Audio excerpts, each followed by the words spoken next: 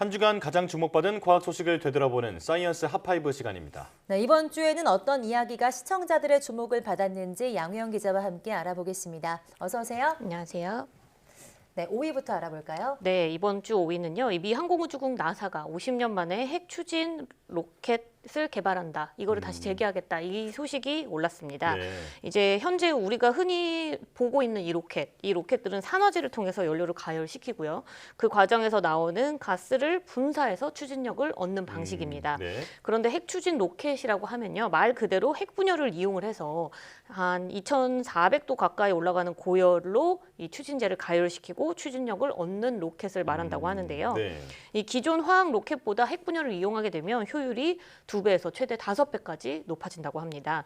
이렇게 되면 가장 좋은 점이 뭔지가 가장 궁금한데 네. 이 비행 시간이 크게 줄어든다고 합니다.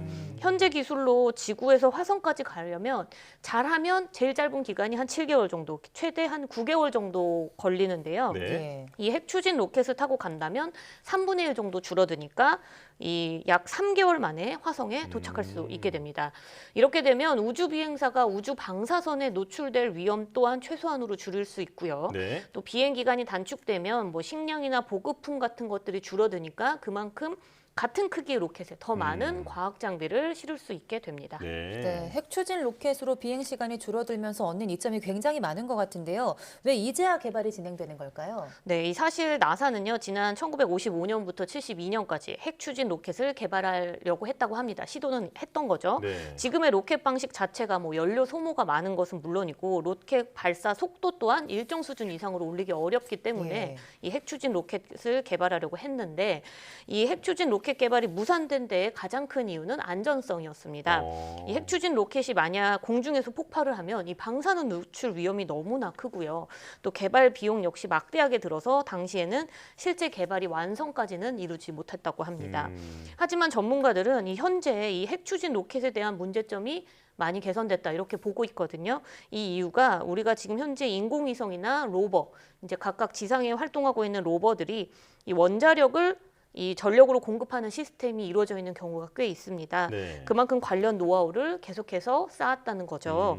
이 50여 년 만에 핵 추진 로켓 개발을 이제 재개를 한 만큼 나사는 미 국방부 산하에 있는 고등 연구 계획국이죠. 이 다르파와 함께 오는 2027년까지 핵 추진 로켓을 발사할 계획이라고 밝혔습니다. 네. 네. 기술이 많이 좋아진 만큼 이번엔 좀 기대해봐도 좋을 것 같습니다.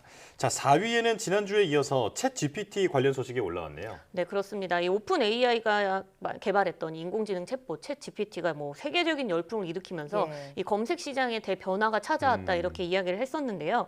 여기에 우선 구글이 가장 먼저 대응을 나섰다고 합니다. 네. 구글은 지난 6일 새로운 대화형 인공지능 서비스 이 바드 출시를 공식 발표했습니다. 네. 현재 바드는 평가자들에게 공개돼서 외부 피드백과 함께 자체 내부 테스트를 진행 중이라고 하는데요.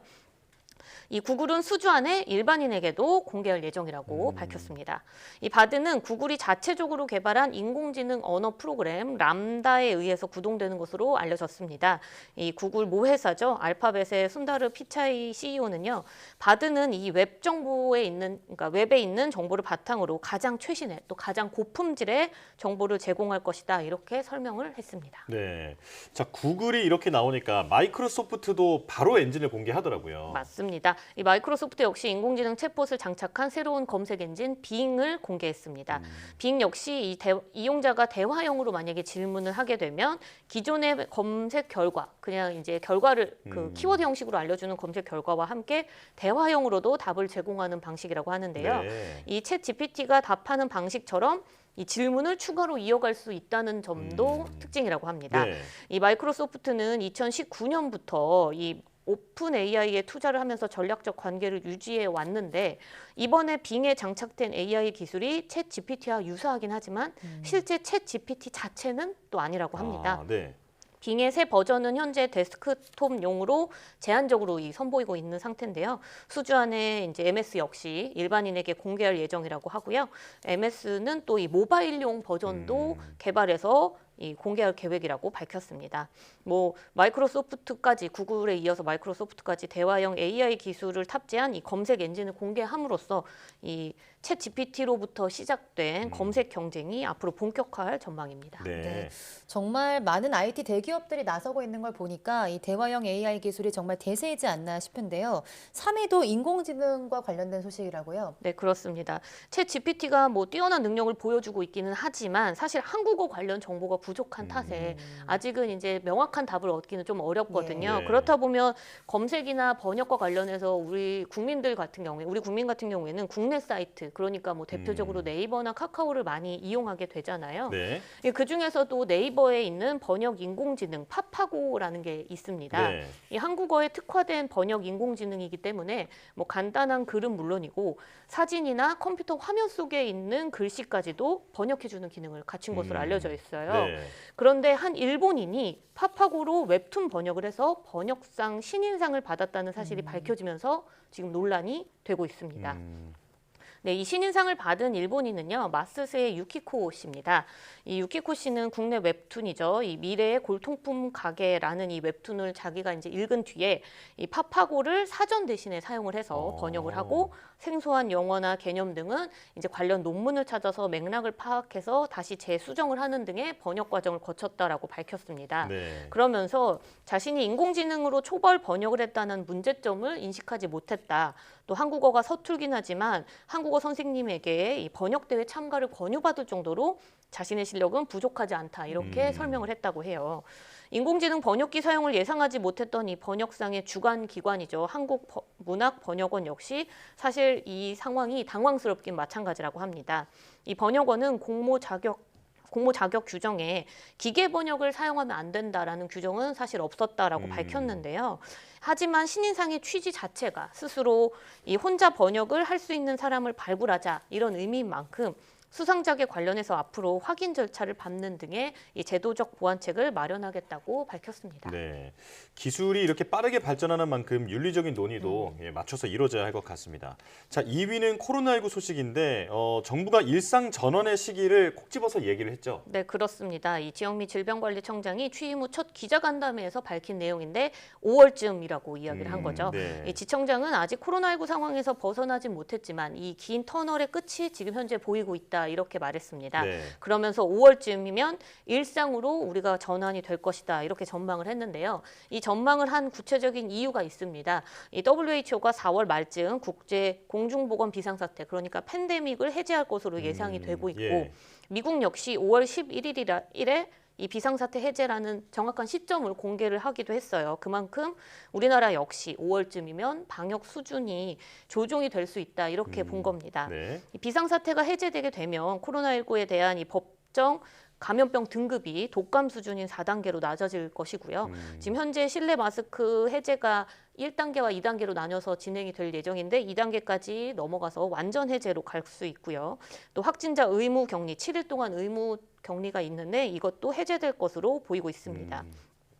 또 이 코로나19가 풍토병 수준으로 관리를 되려면 사실 정기적인 예방접종이 또 뒤따라야 하거든요. 네. 이에 대해 지청장은 이 고위험군은 1년에 2번, 또 일반인은 1년에 1번 정도 이 정기 예방접종을 하는 것이 좋을 것으로 보고 있다. 이렇게 언급을 했습니다. 네. 우리가 지금 현재 실내 마스크 해제가 된 이후에도 확진자 수가 굉장히 안정적으로 관리되고 있는 걸 볼 수 있잖아요. 네. 이 새학기부터 학교 급식실 내에 뭐 칸막이가 사라지고 또 등교할 때 이 발열 검사를 하는 것까지 해제가 된다고 하니까 진정한 의미의 일상 회복이 정말 머지 않아 보입니다. 네. 네, 2위까지 알아봤고요. 이제 1위 소식을 알아봐야 할 텐데요. 아무래도 튀르키예 강진 소식이 1위를 차지했겠죠. 네, 맞습니다. 이 현지 시각으로 지난 6일 새벽 4시쯤이었죠. 튀르키예 동남부 도시 서북쪽으로부터 약 33km 떨어진 내륙에서 규모 7.8의 강진이 발생했습니다.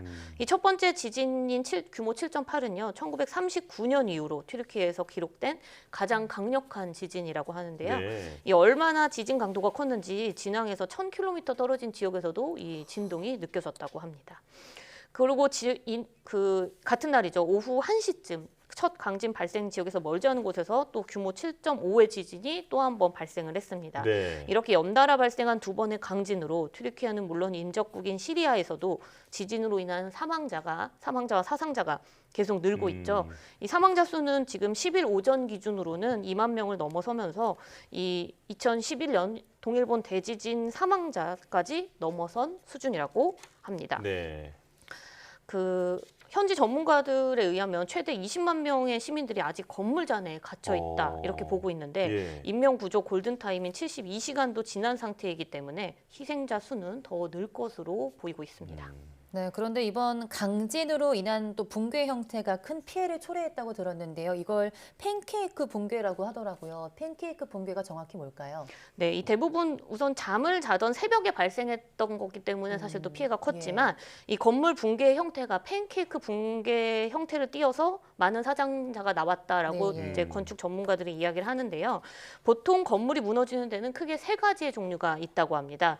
건물 중심부가 무너지면서 V자 형태를 가리키는 V자형 붕괴가 있고요. 네. 한쪽 벽은 부서지고 한쪽 벽은 다행히 잘 버텨서 기울어진 형태로 붕괴가 일어나는 캔딜레버 붕괴가 있고요. 또 마지막으로 거의 모든 층이 수평을 이룬 채 그대로 이렇게 탁탁탁탁 네. 내려오는 방식으로 여러 층이 눌려서 마치 팬케이크를 위로 쌓는 것 같은 모습의 팬케이크 붕괴가 있습니다. 네. 이번 튀르키예 강진에 의한 붕괴는 뭐 많은 화면에서 다들 보셨겠지만 팬케이크 붕괴였죠. 예. 이 대규모 지진이 발생하면 사실 팬케이크 붕괴가 건물에서 많이 일어난다고 합니다.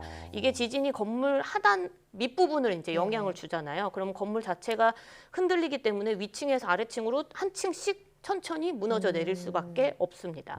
그런데 이렇게 붕괴가 진행되면 위에 층이 밑에 층으로, 밑에 층이 또 밑에 층으로 쭉쭉 하중이 밑으로 늘어나기 때문에 네. 무게가 늘어나게 되고요. 다른 붕괴와 달리 평평하게 수평으로 붕괴가 일어나기 때문에 잔해 속에 빈 공간이 없어서 생존자 구출이 더 어렵다고 합니다. 네. 게다가 내진 설계가 없이 부실한 자재로 만약에 건물을 짓게 되면 이 팬케이크 붕괴가 일어날 가능성이 더 커진다고 하는데요. 건물 내부에 철근 등의 보관재가 없으면 또 문제가 생기고요. 또 네. 충격 흡수가 안 되는 콘크리트 등의 문제, 콘크리트 위주로 건물을 짓게 되면 이렇게 쉽게 무너져서 많은 피해를 만들어낸다고 합니다.